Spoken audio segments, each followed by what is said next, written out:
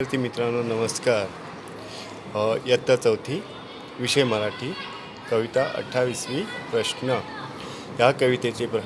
या कवितेचे कवयित्री आहेत प्रभा मुळे. आपण कुठेही गेलो तर आपल्या मनात असे असंख्य प्रश्न असतात आणि का, कसे, केव्हा वगैरे वगैरे आपण एकमेकांना प्रश्न विचारून समाधान करून घेतो आणि नाही उत्तर मिळालं तर तो प्रश्न प्रश्नच राहतो. की ह्या कवितेमध्ये कवयित्री प्रभा मुळे ह्यांना असे अनेक प्रश्न जसे आपल्या लोकांना मानवीय जीवनामध्ये पडतात तसे ते प्रश्न पडले आणि त्या प्रश्नाद्वारे त्यांनी ती कविता निर्माण केली. तर आपण बघूया कविता 28वी. ऐका व वाचा. तर तुम्ही ऐका आणि मी म्हणतो तशा पद्धतीने माझ्यासोबत म्हणा. पशु पक्ष्यांना असते अवगत. हे जे पशु पक्षी वगैरे आहेत ह्या सगळ्यांना अवगत असते. तर काय अवगत असते? जगण्याची ही कला. काय? जगण्याची कला. आपण माणूस निराश होतो, हताश होतो, उदास होतो, पण हे पशुपक्षी कधी तुम्ही बघितले का उदास होताना? नाही. तर ह्या पशुपक्ष्यांना असते अवगत जगण्याची ही कला. माणसाला का जमत नाही? आपल्याला जे जमत नाही ते ह्या सर्वांना जमतं, पण माणसाला का जमत नाही? माणसाला का जमत नाही प्रश्न पडतो मला. असा प्रश्न कवयित्रीला पडला आहे की पशुपक्षींना कितीही अडचण आली तरी ते कधी निराश हताश होत नाही.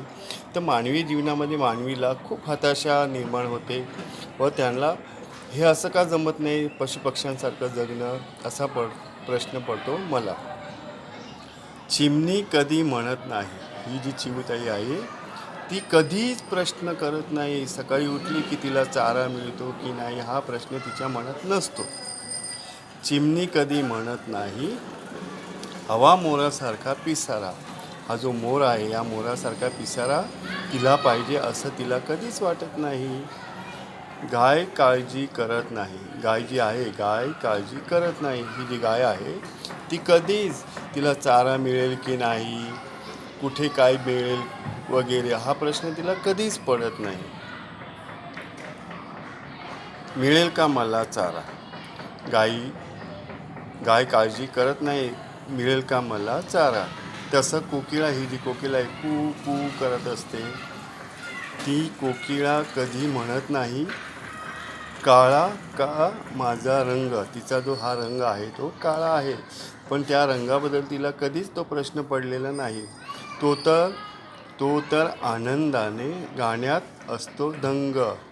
कोकिळ जो असतो तो गाण्यामध्ये दंग असतो. किती मधुर आवाज असतो. कू कू कू.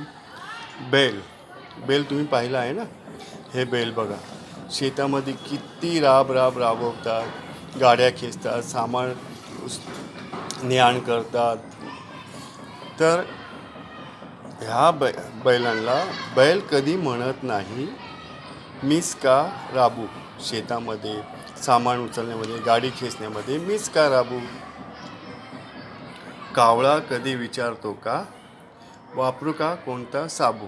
कावळा जो आहे हा काळा असतो, पण तो कधीच असा विचार करत नाही की मी कोणता साबू वापरू. आपण नेहमी आंघोळी करताना साबण वापरत असतो, लक्स किंवा चांगले छान छान साबू, पण आपला रंग जातो का? नाही.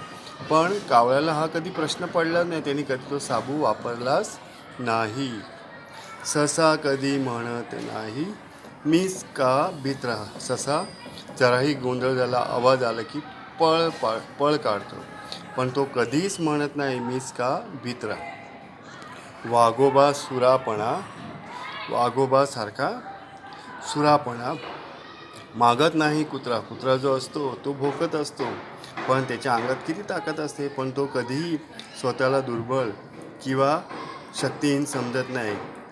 कधीही वाघोबासारखा स्वतःला विचारही करत नाही. वाघोबाचा सूरपणा मागत नाही कुत्रा. जो तो जगतो आनंदाने, नाही कसली चिंता. हे जे पक्षी आहेत हे सर्व पक्षी आनंदाने जगत आहेत. त्यांना कधीच हा प्रश्न सतावलेला नाही. जो तो जगतो आनंदाने, नाही कसाही कसलीही चिंता माणूस हाच मनात आणतो विचारांचा गुंता. माणूस हा नेहमी विचारामध्ये गुंतलेला असतो. त्याला बरेच प्रश्न असतात. का, कसं, कशी वगैरे म्हणजे खूप चिंतेत असतो. पण हे पशुपक्षी बघा, नेहमी सकाळ झाली की चिव चिव चिवताई वगैरे सगळ्यांचा आवाज किती छान गोड मधुर येत असतो. कधी त्यांना चाराचा किंवा खाण्यापिण्याच्या बाबतीत चिंता नसते की कुठलाही प्रश्न नसतो. पण हा जो माणूस आहे हा नेहमी प्रश्नार्थ असतो. सकाळ झाली की उठताच त्याच्या विचारामध्ये तो गुंग असतो, प्रश्नामध्ये गुंतलेला असतो. तर आपण ही जी कविता आहे प्रभामुळे ताईने लिहिलेली ही जी कविता आहे ही खूप छान कविता लिहिलेली आहे. पशुपक्षीप्रमाणे आपण जगलं पाहिजे.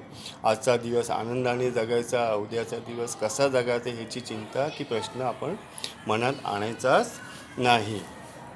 तर मित्रांनो, आपण कविता रागात म्हणूया. पक्ष्यांना असतो अवगत जगण्याची ही कला. माणसाला का जमत नाही प्रश्न पडतो मला. चिमणी कधी म्हणत नाही हवा मोरासारखा पिसारा. गाय काळजी करत नाही मिळते का मला चारा. कोकिळ कधी म्हणत नाही काळा का माझा रंग. तो तर आनंदाने गाण्यात असतो बघा दंग. बैल कधी म्हणत नाही मीच का राबू. कावळा कधी विचारतो का वापरू कोणता साबू. ससा कधी म्हणत नाही मीच का भित्रा. वाघोबाचा सूरपणा मागत नाही कुत्रा. जो तो जगतो आनंदाने नाही कसली चिंता. माणसाच्याच मनात असतो विचारांचा गुंता. बघा माणूस कसा गुंतलेला आहे. तर मित्रांनो, ही कविता तुम्ही वाचा, ऐका, गावा आणि त्या प्रश्नांची उत्तरे लिहा. पाठीमागे जे प्रश्न दिलेत त्या प्रश्नांची उत्तरं तुम्ही लिहायची आहेत. धन्यवाद.